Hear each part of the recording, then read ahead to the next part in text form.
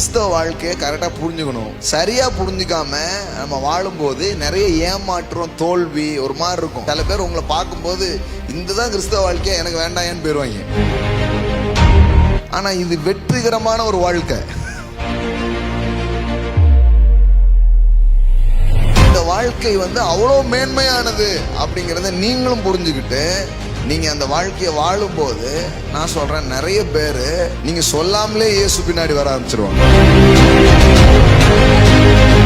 குழம்பிக்க வேண்டியதில்லை. கிறிஸ்தவ வாழ்க்கையில போதும் சொல்றதுதான். கடவுள் எப்ப தருவார்னு காத்திருக்காதீங்க, நீங்க எப்ப எடுப்பீங்கன்னு கடவுள் காத்திருக்கிறார். அவருடைய மகனை உங்களுக்காக கொடுத்துட்டார். ஆனா நம்ம இப்ப என்ன நினைச்சிட்டு இருக்கோம்னா, ஒரு வேலை கிடைக்க மாட்டேங்குது, வருமானம் கூட மாட்டேங்க, பொருள் உலகத்துல எதுமாவது நடக்குமான்னு நம்ம நினைக்கிறோம். நான் சொல்றேன், தேவன் மேலானதை ஏற்கனவே கொடுத்துட்டார். தேவன் தராதது எதுவும் இல்லை. நான் எடுக்காதது நிறைய இருக்கு. பைபிள்ங்கிறது ஒரு உயில் மாதிரி. God's word is a title deed. சில சொல்றாங்க, பைபிள் படிச்சாதான் கடவுள் உன்னை ஆசீர்வதிப்பார். பைபிள் படிச்சா அவர் என்ன ஆசீர்வதிக்கிறது இல்லை, ஆனா நான் படிச்சாதான் அவர் என்ன ஆசீர்வதிச்சிருக்கிறாருன்னு எனக்கு தெரிய ஆரம்பிக்கும். எப்ப பார்த்தாலும் ஒரு சபிக்கப்பட்ட ஆள் மாதிரி உணரக்கூடாது. I'm blessed, கர்த்தர் என்னை ஆசீர்வதித்திருக்கிறார். காசு இல்லைன்னா பரவாயில்ல, இதை சொல்லுங்க, இப்ப காசு வரும். உங்ககிட்ட ஒண்ணுமே இல்லைன்னு யார் சொன்னா? நம்ம யாரோ சொன்னதை நம்பிட்டு உட்கார்ந்துட்டு இருக்கோம். நம்ம எதை நம்பணும்னா, என்னுடைய உயில் சொல்லுது, என் தகப்பனுடைய சொத்து பத்திரம் சொல்லுது, எல்லாம் என்னுடையதா இருக்கு.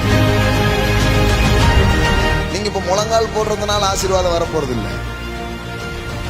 நீங்க உபவாசம் பண்றதுனால ஆசீர்வாதம் வரப்போறது இல்லை. நீங்க கடந்து உருள்றதுனால ஆசீர்வாதம் வரப்போறது இல்லை. ஆசீர்வாதம் ஏற்கனவே வந்துட்டு,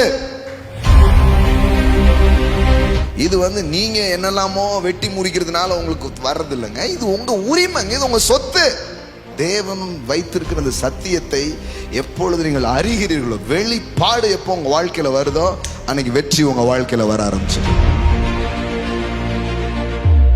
நம்ம எவ்வளவு எடுத்தோமோ அதுதான் விஷயம் கிடையாது. நம்ம எடுக்காதது நிறைய இருக்குது, ஆனா அவர் கொடுக்காததுன்னு எதுவும் இல்லை. பைபிள்ல நிறைய வார்த்தைகள் எந்த பதத்துல எழுதியிருக்குன்னா, it's the past tense of God's word. நம்ம நடக்க போகிறதாக நினைக்கிறோம், அவர் சொல்றாரு நடந்துடுச்சுங்கிறார். ஆசீர்வதிக்கப்பட போகிறேன்னு நம்ம நினைக்கிறோம், அவர் சொல்றாரு இல்ல ஆசீர்வதிச்சுட்டேங்கிறார். சுகமாக போகிறேன்னு நினைக்கிறோம், இல்ல நீ சுகமா இருக்கிற. விஷயம் என்ன தெரியுமா? You have every promise, you have promised land. How to possess? Your confession brings possessions. இப்ப நீங்க செய்ய வேண்டியது ஒன்னே ஒண்ணுதான், அறிக்கையிட்டு எடுத்துக்கொள் என்று சொல்லுகிறார். எல்லாம் ரெடியா இருக்கு, நீங்க வந்தா மட்டும் போதும்.